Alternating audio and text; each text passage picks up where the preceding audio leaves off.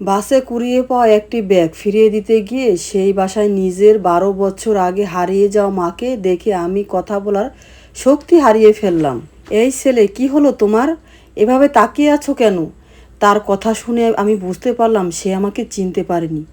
আমি নিজেকে সামলে নিয়ে কাঁপা কাঁপা গলায় বললাম, আসলে আন্টি, আমি এই ব্যাগটা আজ সকালে বাসে পেয়েছি। ব্যাগের ভিতরে এই বাসার ঠিকানা ছিল, তাই দিয়ে যেতে এলাম। মা ব্যাগটার দিকে তাকিয়েই যেন হাঁপ ছেড়ে বাঁচল। হায় আল্লাহ, এই ব্যাগটার জন্য তোমার আঙ্কেল কত টেনশন করছিল। আসো বাবা, ভিতরে আসো। তারপর ঘরের ভিতরে চিৎকার করে ডাক দিল, এই লাবণ্য, তোর বাবাকে ডাকতো, বল ব্যাগ পাওয়া গেছে। লাবণ্য নামটা শুনে বুকের ভিতরটা মোচড় দিয়ে উঠল। তবে কি আমার পর আরও একজন এসেছে এই পৃথিবীতে, যাকে মা আদর করে আগলে রেখেছে? তুমি হয়তো জানো না বাবা, এই ব্যাগে আমার স্বামীর গ্রামের বাড়ির জমির দলিল সহ অনেক দরকারি কাগজপত্র ছিল। এগুলো হারিয়ে গেলে আমরা বড় বিপদে পড়তাম। আল্লাহ তোমাকে ভালো রাখুক। আমি কোনো উত্তর দিলাম না। আমার চোখ শুধু মায়ের মুখে আটকে ছিল। 12 বছর, একজন মানুষ 12 বছরে কতটা বদলে যায়, কিন্তু মায়ের হাসিটা আজও একই রকম আছে। সেই হাসি যা দেখে ছোটবেলায় আমার সব কষ্ট দূর হয়ে যেত। শুধু সেই মানুষটাই আজ আমাকে চিনতে পারছে না। আমার মা যখন হারিয়ে যায় তখন আমার বয়স ছিল 11 বছর। বাবা শুধু বলেছিল, তোর মা আমাদের ছেড়ে অনেক দূরে চলে গেছে, আর কোনো দিন ফিরবে না। আমি যতবার জিজ্ঞেস করেছি কেন, বাবা ততবার চুপ করে থেকেছে।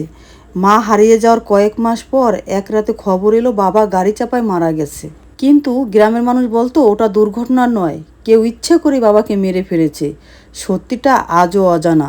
তারপর 2 বছর দাদির কাছে মানুষ হয়েছি। অভাব, অনাহার আর অপমানের জীবন সহ করতে না পেরে একদিন টিকিট ছাড়াই ট্রেনের ছাদে উঠে ঢাকায় চলে আসি। সেই থেকে এই শহরই আমার ঠিকানা। ঠিক তখনই একজন ভদ্রলোক ঘরে ঢুকলেন। বয়স 50-এর বেশি হবে। তিনি ব্যাগটা খুলে সব কাগজপত্র দেখে স্বস্তির নিঃশ্বাস ফেললেন। আলহামদুলিল্লাহ, সব ঠিক আছে। তারপর আমার দিকে তাকিয়ে বললেন, বাবা, তুমি না থাকলে আজ আমি বড় বিপদে পড়তাম। আমি কিছুই বললাম না, কারণ আমার চোখ তখনও মায়ের উপরে ছিল। ভদ্রলোক সেটা খেয়াল করে হেসে বললেন, কি ব্যাপার, আমার স্ত্রীকে এভাবে দেখছো কেন? আমি তাড়াতাড়ি চোখ নামিয়ে বললাম, না, কিছু না। ঠিক তখনই ছোট্ট পায়ের শব্দ শুনে তাকালাম। 10 বছরের একটি মেয়ে দৌড়ে এসে মায়ের পাশে দাঁড়ালো। গোলগাল মুখ, দুটো বেনি করা চুল, পরনে গোলাপি ফ্রক। মা তার মাথায় হাত বুলিয়ে বলল, এই হলো আমার মেয়ে লাবণ্য। লাবণ্য মিষ্টি হেসে বলল, ভাইয়া, আপনাকে অনেক ধন্যবাদ। আব্বু সকাল থেকে শুধু ব্যাগের কথা বলেই যাচ্ছে।